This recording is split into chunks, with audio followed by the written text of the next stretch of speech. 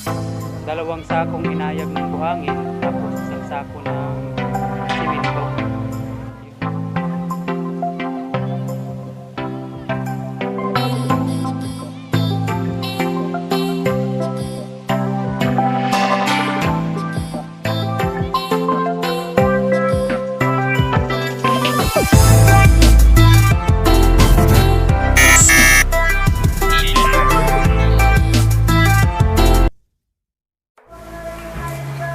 Good afternoon mga kamutulon, no? Welcome back sa ating channel. So ngayon, nandito na naman tayo sa bahay. Tapos na tayo sa paggawa ng CR. At ngayon, yung gagawin namin mag-plastering na kami sa wall dito sa loob. Yan. So, una, pagkatapos ng pag-layout, bali makuha yung ang tawag doon, yung pinaka-straight ng wall, bali doon pa nilalagyan ng binabasa ng tubig then before mag-plaster.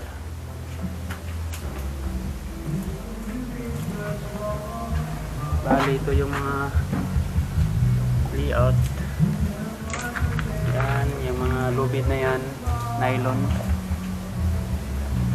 pag-layout. Bali purpose ng pag-layout mga kamutulon para makuha yung pinaka straight o pinaka tawag dito level ng wall. Then after mag-layout, saka binabasa ng tubig para yung simento dumikit talaga sa hollow block. Okay? Yan.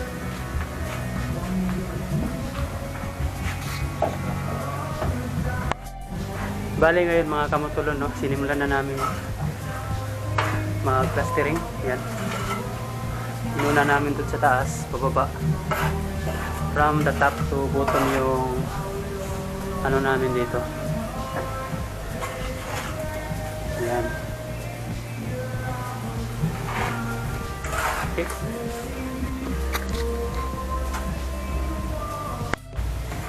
Pag maghahalo naman kayo ng simento at saka buhangin, 2 sakong inayag ng buhangin, tapos 1 sako ng simento. Yun, din yung sa tubig, kayo nang bahala magtimpla. Dapat yung lapot ng hinalong simento at saka buhangin tamang-tama lang. Okay? Yun lang, ganyan lang yung diskarte mga kamutulon.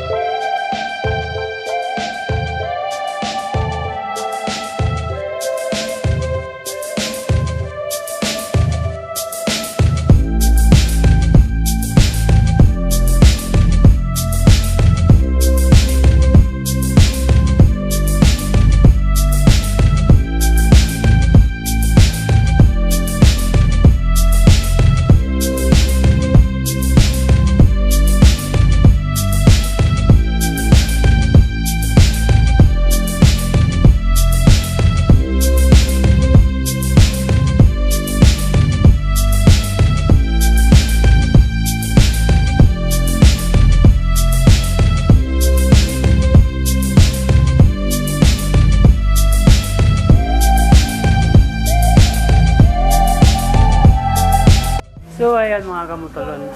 Okay. Kakatapos lang plastering at saka finishing. Yan. Okay na. So yun mga kamotolon, no? Half day. Yan yung natapos. Isang bahagi ng wall.